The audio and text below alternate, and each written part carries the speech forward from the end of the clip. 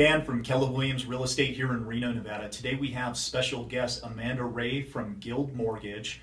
Amanda is a senior loan officer, and today we're going to be talking a little bit about how to get you a home and how to get started even if you think you have bad credit. So credit's always a big issue with applying and obtaining a loan. So let's just say I have bad credit. I know that I have bad credit.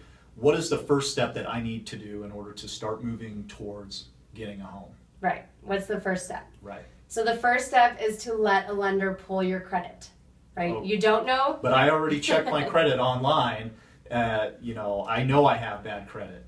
Where did you check your credit online? I looked at it at Credit Karma and 3creditscore.com and XYZ Credit Score Company. Right. So I've noticed in recent years there's all these companies online, right, that will pull credit reports for you. They'll monitor your credit. They'll tell you what your credit score is. Okay. So those companies have good things and bad things. The good thing is that it lets you know what's on your credit, right? If you can see if your credit score is going up or down, that's awesome. The bad things with those websites are that they're inaccurate. So there's consumer credit reports and there's credit reports that lenders get. Okay. They have a different rating system. If you pull your credit score on Credit Karma versus a lender pulling your credit score, it's going to be way off. I have people that bring in their credit reports from Credit Karma. They're up to 60 points off from the score that I pull. Well, 60 points is the difference between you actually not qualifying or thinking you don't when you may actually qualify for a home. Right. And sometimes they overestimate, sometimes they underestimate too. Okay. So I've had people that had a 500 on Credit Karma. I pull it, it's in the high 500s. Okay, so that makes sense. So Amanda, definitely you want to get into a professional lender to have a lender take a look at your credit report. That's the first step. Okay. Where are you starting, right? That's the first step. Okay. Let's talk about this. I know that I'm in collections. There's just no way I'm going to be able to qualify for a home. So what should I do? So that's what you think, right? You have collections. So do you have to pay them off? Right. Maybe. Maybe not. I guarantee I've had people with over $50,000 in collections that didn't have to pay a single one off to qualify for a house. So if it's a medical collection, you do not have to pay it off. If it's a collection that's charged off, you don't have to pay it off. Even if it's an open collection that's not charged off and it's not medical, you may not have to pay it off. So I can't tell you whether or not you have to pay it off until I see your whole picture. Okay, so it sounds like step number 2 is the same as step number 1. Get in, talk to a professional, right, and see what you actually need to pay off or maybe don't need to pay off to see if you actually can qualify. Because what if you don't have to pay off anything and then you spend all this money paying off collections? The other thing with paying off collections too, when you pay off collections, it lowers your credit score because you're updating a bad item on your credit. So it could actually hurt you. Wow, okay, that is something I didn't know either. Yeah. Okay, so let's talk about if we do not qualify for a home, how long does it take to repair my credit?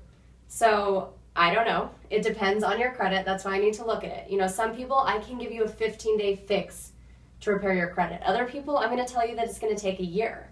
There's different things for everybody. There's things as simple as just paying down a credit card. I've had people where they can pay down a credit card, 2 credit cards, and boost their score 50 points. That's the easiest thing to do. So for credit cards, whatever your credit limit is, don't go over 20 to 30% of that for your balance. If you have a $1,000 credit card, don't put more than $200 on it.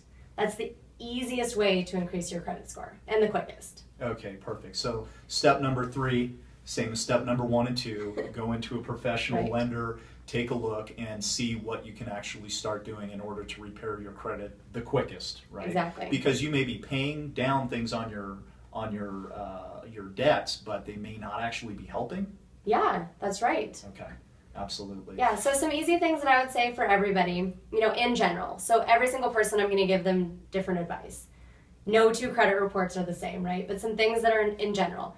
You have to have something positive on your credit report, right? So I've had people where they've been working on their credit, working on paying off old stuff, old collections, but their credit score never goes up because they don't have anything positive.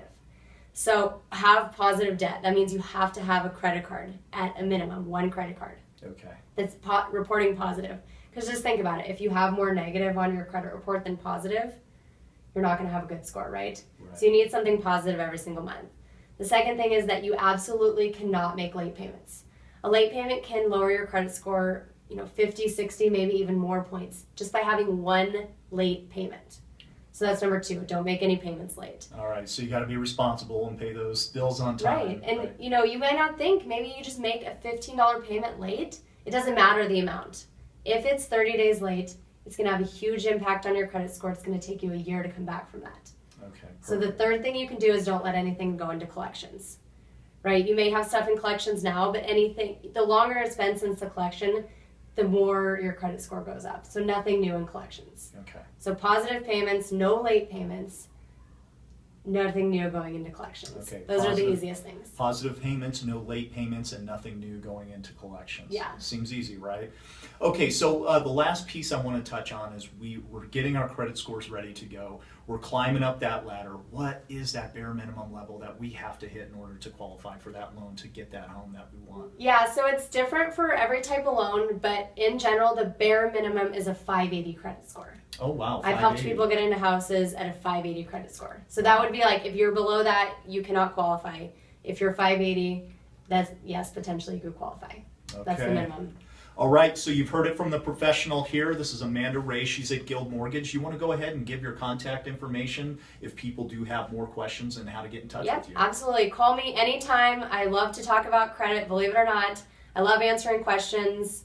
I will sit down with you. I'll go through your credit report with you line by line. What's the cost for that? What's the cost to check? I don't charge you to pull your credit. I'll pay for it. Okay. Okay. All right, perfect. As many times as I need to. Some of these banks, they charge you to go in there. I do not. I'll pull your credit report for free. So give me a call, Amanda Ray with Guild Mortgage, and my phone number is 775-345-3155. Perfect.